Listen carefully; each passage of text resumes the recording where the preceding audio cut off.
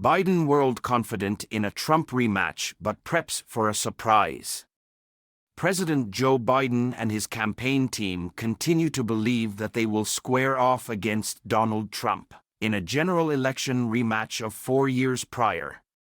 But after the Republican presidential primary field grew substantially last week, with a big-name governor and senator joining the race and other GOP heavyweights considering taking the plunge, they're also not leaving anything to chance. Biden's nascent campaign and the Democratic National Committee have been preparing to launch broadsides against a slew of current and potential GOP contenders, driven by the fear that their job may be tougher if Trump's name is not at the top of the Republican ticket.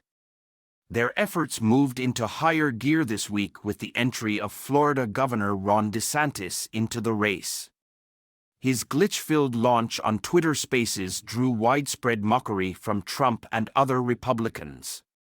The Biden campaign moved swiftly too, trolling DeSantis with a tweet to its own fundraising page, noting that this link works, and buying Google ads for searches like DeSantis flop and a DeSantis disaster.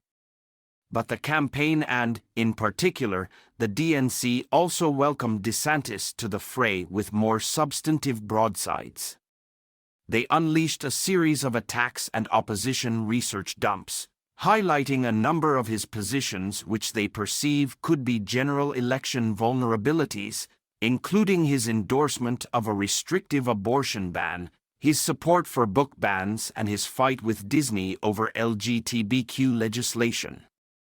Democrats feel that allows them to continue the strategy that worked in last year's midterms, painting nearly any GOP contender as out of step with most Americans. They're all extreme. I grew up under the Ronald Reagan Republican Party that wrapped itself in the American flag, said DNC Chair Jamie Harrison. Well, part of America is freedom, the freedom to speak, the freedom of choice.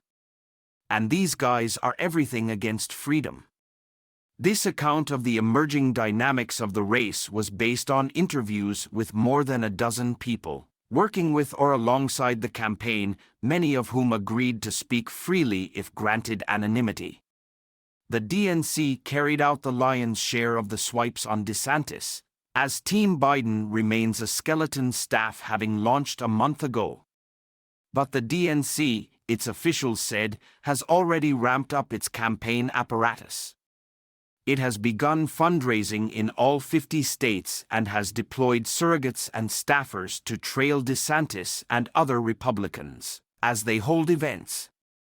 They also have begun hammering away at the other Republicans in the race, including Senator Tim Scott of South Carolina, who jumped in just days before DeSantis, and former UN Ambassador Nikki Haley, while preparing for the likely entry of former Vice President Mike Pence. While not all Republicans can be directly tied to some of Trump's record or his role in inspiring the January 6th riot, Biden aides still believe they can be lashed to the former president. DNC staffers have begun branding all Republican hopefuls as enablers of mega policies, making their support of Trump a through line. It's not a stretch to paint with a broad brush and make the other Republicans out to be Trump light, said Basil Smikle, a veteran Democratic strategist and former head of the New York State Democratic Party. Nearly all of them have supported him before.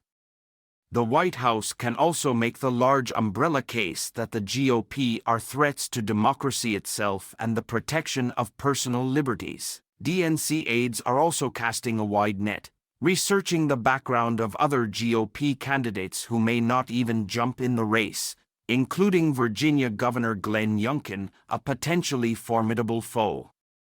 Democrats believe that while a moderate Republican might prove a more serious general election opponent, others who may enter the race, like New Hampshire Governor Chris Sununu and former New Jersey Governor Chris Christie, stand little chance of surviving a GOP primary electorate that has moved decisively to the right, and Biden aides believe no matter whom the Republicans nominate, that the GOP playbook against the president, with attacks on his age, his son Hunter Biden, and socialism will be the same as the one that failed in 2020.